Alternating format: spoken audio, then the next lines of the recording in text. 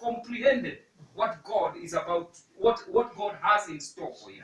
Actually, when I was trying to imagine, and when the Spirit of the Lord is ministering to me about this scripture, because it's a scripture that all of us have read so many times. The Bible is talking about what God has in store for you. You don't hear it all. Amen. Yeah? Yes. The things that God has for you, they are in the store. Yes. Hallelujah. Amen. We have to get to a point where we get the formula how to get into that store. And this gives me the understanding that one day when we get to heaven, and we are being taken through the streets of heaven, I think some of these stores will be opened. My brother Tala utafunguliwa store yako. Some of them would have emptied their stores because they knew their right, they knew their position, they knew what belonged to them, and they went for it. Others, the stores would be full, maybe no more space to put it. They never exploited or took advantage of what the Lord has in store. The Bible talks about God having some things in store.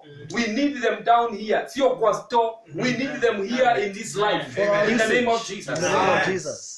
We need them here. Amen. What formula are we going to use to get to this? How are we going to access these things that are in the store? Amen. Bwana asifiwe. Amen. It is high time, brethren. We start to realize that for us to walk with God, it's some kind of a friendship. When God talks about Abraham being his friend, I confine a lot of things to my brother Paul. He's my friend. When we start walking with God and decide to walk in this harmonious friendship, he starts to confine some of them. Through his spirit. The Bible says, the Spirit of the Lord searcheth even the deep things of God. The deep things of God. Things that are not on the surface. Amen. And there is something that we had read also. That the things that had been hidden for ages are now being disclosed to the saints. Yes. You know, God has a tendency of hiding. Hallelujah. He hides his things. Amen. That's why he's saying seek. You don't seek something that is available anytime. He hides. The treasures of God are hidden.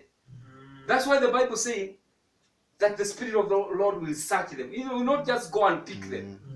He has to search them, even the very deep things of God, and make them revealed to us. Now things are in the store. The revelation I have this evening is that there are things in the store for every one of them. And those things that are in store, no man has ever seen them. No mind has ever conceived. Or even somebody heard about it. Amen. So what we are seeing here are ordinary. There are things that are very normal.